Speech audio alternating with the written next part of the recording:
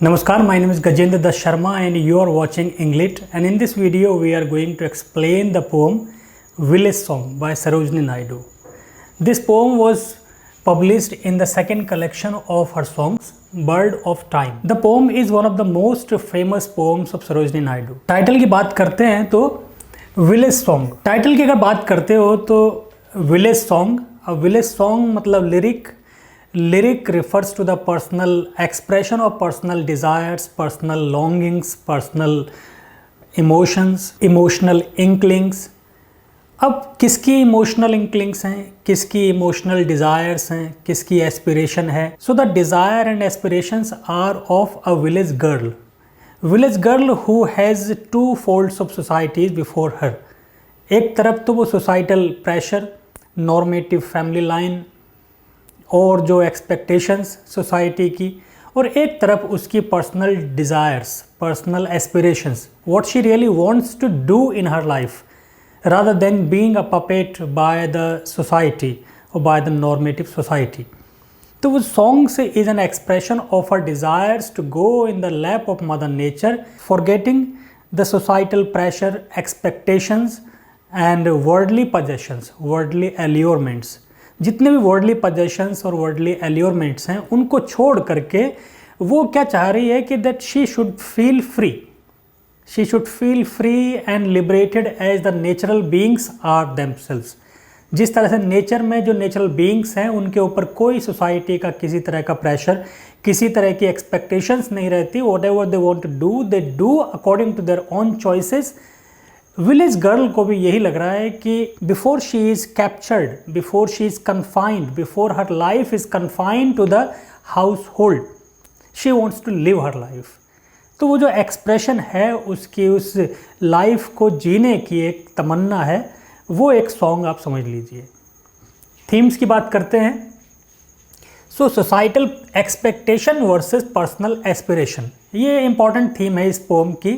एक तरफ तो सोसाइटी का जो एक्सपेक्टेशन रहती है बच्चों से, particularly a female child, a woman, a girl, उससे सोसाइटी के हज़ार तरह की एक्सपेक्टेशंस रहती हैं. The moment the child is born, particularly the baby girl, उसके साथ ही roles, different roles for her in a society, different expectations in a society by the society, वो सब फिक्स हो जाता है.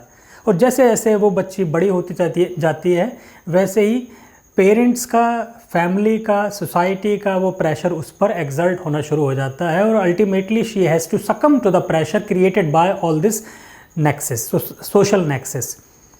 And before she realises that she has a life of her own, she is confined, her life is confined to the four walls of the familial, the marital status. जो marital status, married life की जो वो चार दीवारी जो उसकी पूरी life को कैद कर देती हैं, वहीं पर वो अपनी सारी लिबर्टी, सारी फ्रीडम, एस्पिरेशंस को कॉम्प्रोमाइज़ करके रहना पड़ता है. तो एक बच्ची के पॉइंट ऑफ व्यू से ये पोम है. Growing up as puppet and versus non restrictive aspiration, non restrictive urge. एक तरफ तो मतलब क्या फील करे, what she should do. She is expected to be a wife, to be a girl, to perform all the duties laid down for the girls in society. जहाँ एक तरफ बहुत सारे रोल्स, बहुत सारी ड्यूटीज़ प्रिस्क्राइब की जाती हैं पहले से ही गर्ल चाइल्ड के लिए, और दूसरा वो अंदर से क्या फील करना चाह रही है, whether she wants to be a bride, or whether she wants to play those roles or she wants to live her life. अपनी ज़िंदगी अपने तरीके से वो जीना चाह रही है, या फिर she should feel liberated, free as a fawn in nature. Nature में जिस तरीके से वो नेचुरल बीइंग्स हैं, किस जो लिबरेटेड फील करते हैं, इधर से उधर जंप करना, फुदकना, और नेचर की जितनी भी ब्यूटी होती है नेचर की, उन सबको एक्सप्लोर करना और अपने आप को एन्जॉयड फील कराना, वो सब वर्सेस सोसाइटी का प्रेशर. तो एक ये है. Then normative roles of for a woman. जब आप जेंडर स्टडीज़ क्रिटिसिज्म में पढ़ते हो या कल्चरल स्टडीज़ में पढ़ते हो, जेंडर स्टडीज़ पर्टिकुलरली, तो आपको सब समझ में आ जाता है कि किस तरीके से performativity, gender roles, conditions for a girl child, conditions for और हर subjugated status और existence, ये सारी चीज़ें आपको एक एक करके समझ में आना शुरू हो जाती है। सो इस पोम के थ्रू भी सरोजनी नायडू जी ने एक बहुत ही खूबसूरत तरीके से उस गर्ल चाइल्ड के एस्पिरेशन को एक्सप्रेस किया है। दो वॉइसेस हैं, there are two voices in the poem, one is of the mother and the other is of the child. Mother represents that society, society की एक्सपेक्टेशंस को रिप्रेजेंट करती है मदर, मदर की कॉलिंग, और जो भी नॉर्मेटिव रोल्स हैं, जो भी प्रिस्क्राइब्ड रोल्स हैं एक गर्ल चाइल्ड के लिए, बहुत सारे जो एल्योरमेंट्स के साथ, वो उन सब की आवाज़ वो मदर की वॉइस से आपको रिप्रेजेंट होते हुए दिखेगी।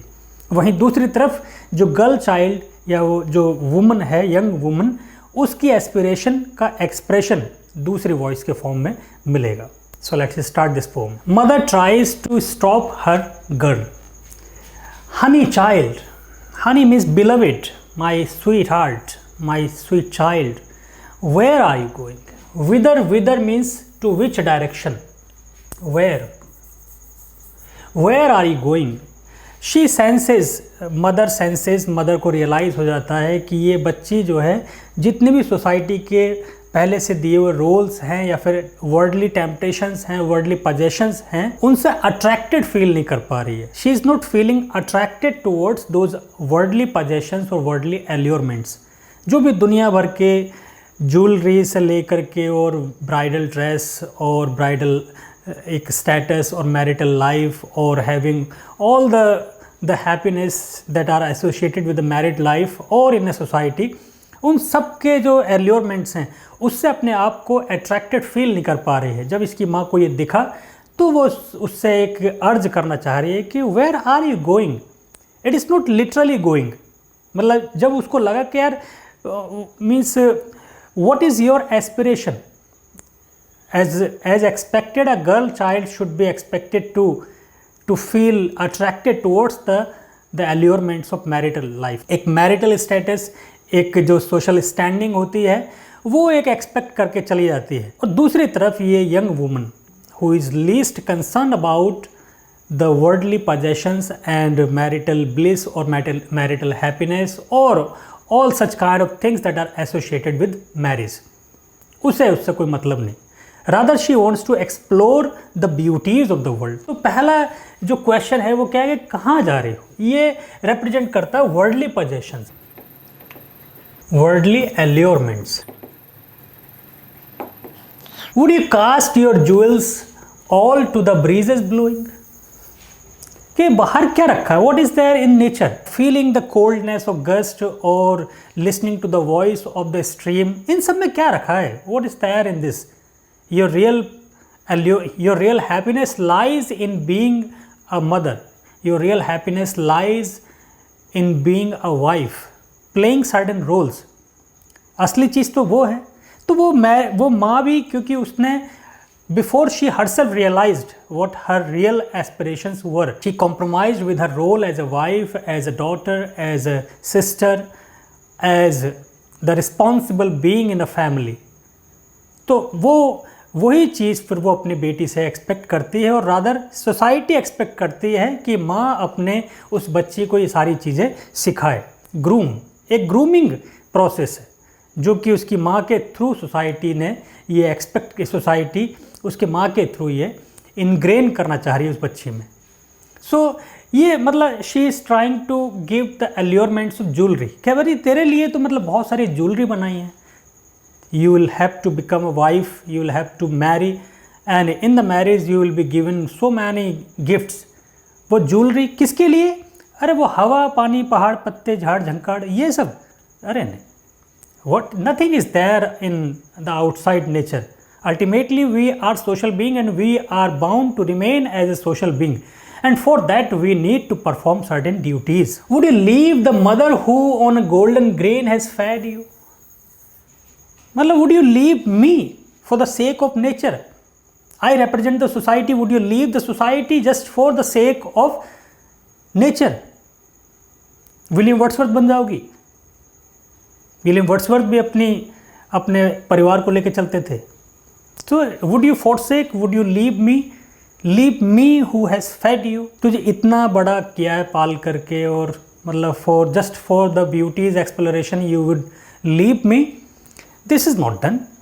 ये तो मतलब एक्सपेक्टेड नहीं है, this is not expected at least from a child.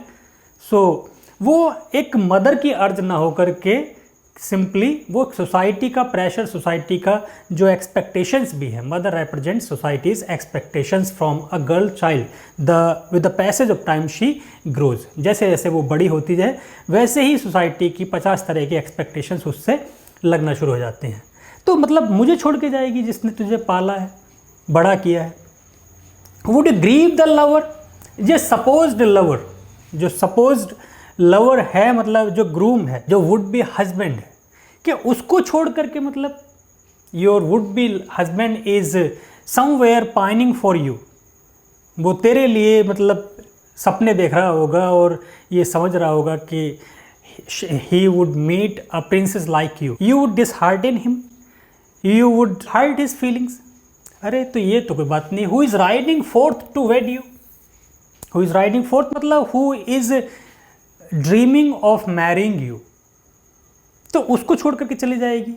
What would be your social status out there if you leave us and if you go in the lap of nature, so how long can you survive in nature, still you need और you would need a companion. Companionship तो society के अंदर ही आके मिलेगी ना, you will have many things to share with, तो would you share with those mountains, would you share yourself, would you express yourself to the trees, would you express yourself to the streams, to the wind blowing, to the animals toing and froing, तो उनसे आपने बात करेगी क्या? Ultimately we are social being and we need to remain in society. So सब कुछ छोड़ के चली जाएगी तो मतलब this is not done, this is not expected from a child like you, we have raised you and then we have certain expectations in return. So would you belie those expectations? Would you prove those expectations wrong? ये तो कोई बात नहीं हुई। तो ये पहले stanza में जिस तरीके से सोसाइटी की एक्सपेक्टेशंस होती हैं, लेकिन दूसरी तरफ एक गर्ल चाइल्ड असलियत में क्या चाहती है वो दूसरे स्टैंजा में आपको दिखेगा। Oh my mother, I am simply going to the lap of mother nature, where the wind blows, where it is the breeze that soothes, that consoles, जहाँ पे सोसाइटी के एक्सपेक्टेशंस ना हो, जहाँ पे किसी तरह का प्रेशर ना हो, जहाँ पे किसी तरह की कोई बाउंड, कोई लिमिटेशंस, कोई रिस्ट्रिक्शंस ना हो, वहाँ पे जहाँ पे विंड की तरह में मतलब I want to explore myself the way the wind does. So I am going in the lap of mother nature, the wild forest, where there is no restriction of any kind, जहाँ पे आप सिर्फ free feel करते हो। वो freedom है, वो freedom है आपको अपने आप को एक्सप्लोर करने की, अपने आप को जानने की, जहाँ पे आपको कोई रोल प्ले ना करना पड़े, जहाँ पे आपको किसी के अकॉर्डिंग ना चलना पड़े। तो mama, I am going to that wild forest where upon the champa boughs the champa birds are blowing. Champa refers to a flower, so sweet smelling flower. तो वो चंपा के फ्लावर्स, वो जैस्मिन के फ्लावर्स, जहाँ पे उन फ्लावर्स की जो फ्रेगरेंस है वो कंसोल करती है, वो जितनी भी पार्ट्स ऑफ सोल है उसको कंसोल करती है। वो जो हल्की हल्की हवा, और हवा के साथ साथ वो फ्रेगरेंस, और फ्रेगरेंस से पूरा जो एटमॉस्फेयर है जो वो फ्रेगरेंट हो जाता है, वहाँ पर you feel liberated, you feel your soul is going upward and then you feel so light as to move with the wind. उतना फील करते हो, and nobody is there to pull you back, unlike the society which every time is ready to pull you back. The moment, or means the more you want to grow and move ahead or soar high, the society pulls you back, tries to pull you back, or tries to confine you in certain do's and don'ts, certain roles. तो मैं वहाँ पे जाना चाहती हूँ मम्मा। To the coil hunted river isles where the lotus lilies glisten. मैं कहाँ जाना चाहती हूँ? जहाँ पे जो वेल्स हैं, वो जो घाटियाँ हैं, जहाँ पे वो घाटियाँ जो कोयल की आवाज़ से वो जो एको करती हैं, कोयल की जो एक स्वीट सॉन्ग है वो उन पूरी घाटियों में रिवर ब्रेट करते हुए, एको करते हुए आपके कान में एक रस सा घोल देती है, और जहाँ पे आप कंसोल फील करते हो, बिल्कुल लाइट फील करते हो। You associate yourself with the expression of the song of koyal. कोयल के सॉन्ग से अपने आप को जुड़ा हुआ महसूस करते हो। वो जो एक मेलेडी है उसके सॉन्ग में, उस मेलेडी से अपने आप को कंसोल फील करते हो, प्लीज्ड फील करते हो। तो मैं वहाँ पे जाना चाहती हूँ जहाँ पे लोटस के फ्लावर्स ग्लिसन, मतलब they are blooming, they are shining, वहाँ पे जाना है। I want to explore the beauty, I want to relish the beauty. उस लोटस की ब्यूटी को, उस मतलब मल्टीपल सेंसेस, जो आप नेचर में जाते हो तो आपकी मल्टीपल सेंसेस प्लीज होती हैं। You tend to hear some sounds that are pleasing to your ears. You happen to smell certain fragrance which pleases your soul. You happen to see the beauty, the greenery, the pattern, the colors of flowers that pleases your eyes. You happen to taste certain flowers, certain fruit, certain herbs that satisfied your taste buds. You happen to touch the velvet grass. You happen to touch the velvet grass and the trees. So all your senses, they are pleased at the same time. मैं वहाँ पे जाना चाहती जहाँ पे सारी senses को एक साथ प्लेजर और सेटिस्फैक्शन मिलता है। So the voices of the fairy folk are calling me और listen. Fairy folk refers to the beings of nature. जिस तरीके से मतलब मिथोलॉजिकली समझा जाता है कि in the forest there lie the fairies, aerial beings, जो फेरीज परियाँ जहाँ पे उन देश में जाती हूँ। वो जो फैंटेसी वर्ल्ड है, उस फैंटेसी वर्ल्ड में जाना चाहती हूँ जहाँ पे चंपा की खुशबू है, लोटस की शाइनिंग खूबसूरती है, जहाँ पे घाटियों में गूंजती हुई कोयल की आवाज़ है, जहाँ पे झरनों की खूबसूरती है, जहाँ पे वो जो ब्रीज़ है अपने आप को लाइट फील कराने वाली, उस वाइल्ड फॉरेस्ट में जहाँ पे कोई रिस्ट्रिक्शन नहीं है, जहाँ पे कोई सोशल प्रेशर, नॉर्मेटिव सोसाइटी के एक्सपेक्टेशंस नहीं है, वहाँ पे उसको एंजॉय करना चाहती हूँ माँ। I don't want to hurt anybody, no, neither you nor the would be husband, the groom, जो कि घोड़े पे चढ़ा हुआ बैठा है। Honey child, the world is full of pleasures. Again she is trying to stop her by exposing her to certain worldly pleasures. दुनिया भर के जितने भी वर्ल्डली प्लेजर्स हो सकते हैं, एल्योरमेंट्स हो सकते हैं, उनका वास्ता दे करके उसको रोकना चाह रही है। कह रहे honey child, sweet child, my darling, please listen to me and look at the world which is full of so many colors. The world is heterogeneous. It is full of myriads of worldly pleasures. जो temporal pleasures हैं उनसे पूरा भरपूर है और उनको छोड़ करके जाना चाहती है तो the world is full of pleasures. Oh, bridal songs and the cradle songs and the sandal scented laser. जो bridal songs कुल मिला के जो सेंटर रहता है सोसाइटी का एक गर्ल चाइल्ड के लिए, वो आपने खूब नोटिस किया होगा। जब वो बेचारी बच्ची थोड़ा बड़ा हो जाती है, फिर उसकी शादी की सबसे ज़्यादा चिंता होने लगती है। पेरेंट्स को सबसे ज़्यादा जो केयर होती है वो किसकी होती है? शादी की। मैरिजेबल एज हुई नहीं, फिर पेरेंट्स अगर ना भी चाहें तो सोसाइटी वाले हैं, वो चार लोग जो हैं सो कॉल्ड, वो फिर नज़रें गढ़ाने लगते हैं कि भाई your child is getting older, better you get her married. तो वो प्रेशर जो है वो धीरे धीरे पेरेंट्स के ऊपर एक्सर्ट होना शुरू हो जाता है और फिर उनको भी ये लगने लगता है कि girl child is born to be married to a certain family, and then the moment she is married they feel that they have bathed in Ganges. ऐसा लगता है ना जैसे कि गंगा नहा लिए, बच्चों की शादी कर दी, पर्टिकुलरली उस बच्ची की शादी करके कि सारा दुनिया का बोझ उतर गया, सारा बर्डन उतर गया, as if the girl child was not a girl child, she was the burden on the shoulder of the parents, on the society, और they have contributed to the society by giving the girl child who would take the responsibility of raising the child, raising the society on her shoulders, sacrificing all her desires and aspirations. सब कुछ छोड़ छाड़ के वो society की puppet बन के रह जाएगी। वो एक बोझा जो ढोए फिर रहे थे पेरेंट्स, वो उसकी शादी के बाद उनको लगता है कि they are rid of that burden, ये फील। तो वो कुल मिला करके ब्राइडल सॉन्ग्स के प्लेजर्स और उसके जितनी भी मैनिफेस्टेशंस हो सकते हैं, वो सब उसको प्रलोभन, वो उसको एल्योरमेंट्स के नाम पर दिखाए जा रहे हैं। So bridal songs and cradle songs. Bridal songs would be followed by the cradle songs. Cradle songs मतलब lullabies. मतलब you should understand what is the beauty in being a bride. What is the real beauty of being a mother?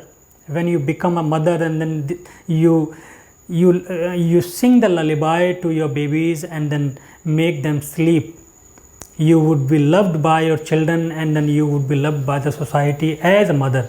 You would perform the duties of a mother. So the happiness, the real happiness lies in performing that duty. So यहाँ पर role play जो है वो performativity वाला concept वो mother ingrained करना चाह रही है उसके अंदर कि you need to understand these things. The real pleasure lies in this.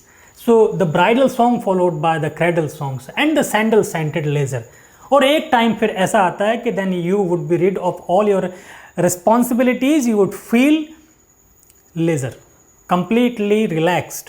तो वो relaxed feel होगा, सुकून होगा, satisfaction होगा. ये हमें सिखाया जाता, दिखाया जाता है, बताया जाता है, एक सपनों की तरह दिखाया जाता है कि अगर आप ये कर लोगे, वो कर लोगे, ऐसा कर लोगे तो आपको रियल सेटिस्फैक्शन होगा. रियल सेटिस्फैक्शन कभी नहीं होता. योर ब्राइडल रोब्स और पर्टिकुलरली एटलीस्ट आपको जो वर्ल्डली पोजेशंस हैं उनमें तो कभी नहीं होगा. फिर क्या दिखाया जाए? ब्राइडल रोब्स मतलब dresses are in the loom जो अपैरेटस है, वीविंग अपैरेटस जिसमें कि जो बुनाई होती धागे से, करघा जिसको कह देते हैं, हथकरघा टाइप का. तो वो मतलब the bridal songs are being prepared and then you are thinking of going. तेरे लिए वो जो दुल्हन का जोड़ा बनाया जा रहा है, सजाया जा रहा है, ज्वेलरी तैयार की जा रही है, वो सब कुछ प्रिपरेशंस हो रही हैं. And then you have decided not to marry and leave this world. frustrate the aspiration of that groom, frustrate the aspiration and desires of your parents or the society. तो ये तो this is not good, this is not done. Silver and saffron glowing, different myriads of colors, जो different patterns and colors, beautiful colors of becoming a bride and bridal dresses. वो जो एक माहौल create किया जाता है कि ये एक फैंटेसी वर्ल्ड होगा. तो वो कह रही कि मेरे लिए फैंटेसी वर्ल्ड तो कुछ और ही है mummy. I don't want to be fantasized. I don't want to be pleased by the fantasy of becoming a bride and becoming the puppet of the society. I want to be pleased by the fantasy of the real world where there is no restriction, no expectations of the society. Your bridal cakes are in the hearth, on the hearth. Hearth means oven. Oh, whither are you going? अरे कहाँ चले आए? The cake is being prepared for you. The meal is being prepared for you. The dress is being prepared for you. The jewelry is being prepared for you. All the worldly manifestations all the worldly gifts are being brought for you. The person who would be your husband is waiting eagerly for you, and then he is eager to come to you and take you as your bride. Your marital life would start, and then you would be blissful and pleased by your babies, and the babies would please you. You would feel the happiness of being a mother. ये सब छोड़ छाड़ कर तू मतलब कहाँ जाना चाह रही है? This is not done.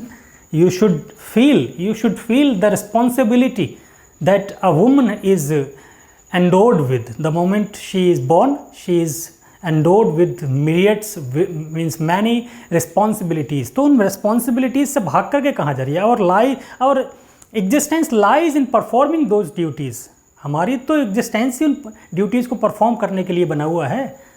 We are women, so women are bound to follow those rituals and customs and responsibilities. And then you are thinking going in the lap of nature. तो वो तो कुछ के लिए हो सकता है, मैथिली शरण गुप्त जी के लिए हो सकता है, विलियम वर्ड्सवर्थ के लिए हो सकता है, but it is not for the layman like you. I don't think of these things. This is the final reply off that girl. The bridal songs and the cradle songs have cadence of sorrows. Cadence मतलब melody, the उतार चढ़ाव. कि you don't understand mama the moment I become a bride. So in the starting the bridal songs would please me. The cradle song would also please me. The cry of the babies, newborn babies may also please me, but this would lead to the sorrow ultimately, because all these pleasures have been at the cost of my personal identity, personal desires. तो वो क्या होंगे, वो कुछ time के लिए हो सकता है, लेकिन वो मेरी उस पर्सनल फ्रीडम, वो जो रियल आइडेंटिटी, मेरा एक इंडिविजुअलिटी, उसकी कॉस्ट पर होगा। और that would not give me the eternal bliss, eternal happiness. वो जो असली खुशी है, असली प्लेजर है, वो तो मिलेगा नहीं ना मुझे। तो वो एक वर्डली पोजीशन वो स्टार्टिंग के लिए हो सकता है, लेकिन वर्डलीनेस तो वर्डलीनेस है। How long it can please you, if it is obtained at the cost of your personal identity, personal choices, personal happiness, so it would not please you for a long time. वही यहाँ पे उसको एहसास हो रहा है कि even though I marry at your behest, even though I beget children as expected in the society, even though I become a mother, even though I perform all the duties laid down by the society for me, do you really think I would be happy? My real happiness lies in performing these duties. How come you know, how come society knows that my real happiness is in these things? I know, I decide, I have right to decide what my happiness, real happiness is. तो कम से कम इतना तो मुझे पता होना चाहिए ना, मुझे राइट होना चाहिए कि मेरी खुशी किस में है। My happiness does not lie in all this things. ये मटेरियलिज्म, ये मटेरियलिस्टिक थिंग्स मेरे लिए खुशी का एक सोर्स नहीं है। ये these bridal songs and cradle songs and cadence are the cadence of sorrow. ये मेरे लिए क्या है, they are cadence of sorrow for me, they are the rhythms of sorrow for me, they would bring sorrow in my life later on. The laughter of the sun today, the wind of death tomorrow. जो अब मुझे लग रहा है कि वो सन basking, बाद में क्या होगा, it would result in sorrowful और everlasting night. The sunlight of today would lead me to the everlasting darkness. शायद अभी जो एक रोशनी है, अभी जो एक लाइट है, वो जो एक world which is shown to be full of pleasures and full of manifestations and full of brightness, full of colours, would be devoid of all these things after certain time। और ये common woman की एक common कहानी है। Exceptions हो सकते हैं, लेकिन कॉमनली यही होता है। कुछ दिन की, 4 दिन की चांदनी फिर अंधेरी रात। कुछ दिन तक तो ठीक रहता है सब कुछ एज मैरिटल बीइंग, उसके बाद में complications they start emerging and the life becomes completely surrounded in the 4 walls of the house, performing one duties after another duties. You don't have time to think for yourself, to live for your life, to live your life in fact। तो वही उसको एहसास है कि mummy तुम समझ नहीं पा रही हो, I understand what, how far you are happy। You yourself tell whether you are really happy being a mother, being a wife, being a child, being a sister, being a responsible mother, responsible woman of the society। इन सब का बोझा ढोते ढोते, मतलब have you thought something for your self? कभी कुछ अपने लिए time निकाला, feel किया? शायद नहीं। सो वो अभी की जो रोशनी है, वो आगे वाली स्ट्रॉन्ग गस्ट्स, स्ट्रॉन्ग गेल्स हैं, वो आने वाले टाइम के लिए। Far sweeter sound the forest notes where the forest streams are falling. वो जो डिस्टेंट साउंड्स है, वो स्ट्रीम की, झरने की बहती हुई आवाज़, बहते हुए झरने की आवाज़, वो कोयल के आवाज़ से गूंजती हुई पूरी घाटी, वो जो स्विशिंग ऑफ द बाउज, हिलती हुई पेड़ की टहनियाँ, उसकी आवाज़, वो आवाज़ मुझे खींच रही है। वो झरने की, वो कोयल की, वो खूबसूरती उस लोटस की और चंपा की खुशबू, ये सब मुझे अट्रैक्ट कर रही है अपनी तरफ आने के लिए। They are far sweeter than the sweet songs of bridal customs or the cradle songs। इन सब से कहीं ज़्यादा प्लीजिंग है। Oh mother mine I can not stay, the fairy folk are calling. मैं नहीं रुक सकती, I can not stay here because my real life lies there, my real happiness lies there only. This world is full of responsibilities and in responsibilities and cares, the real happiness would be missing element। I don't want my life to be that way। I have seen your life, I understand how happy you are। You sometimes fake happiness, you sometimes pretend to be happy, and this is the common cry, common destiny, common fate of the women। I don't want to be that woman। If I can, I apologize for frustrating the aspiration of that bridegroom। I apologize for frustrating the expectations of the society. I don't want to remain a puppet or become a puppet of that society. So I want to go there. I want to go in the Mother Nature. So that is all for now. So thank you so much. Hopefully I made some sense in explaining this poem, and like this video and share it among your friends. And if you are watching it for the first time, so make it as a point to subscribe to the channel so that you don't miss these videos again. Thank you so much.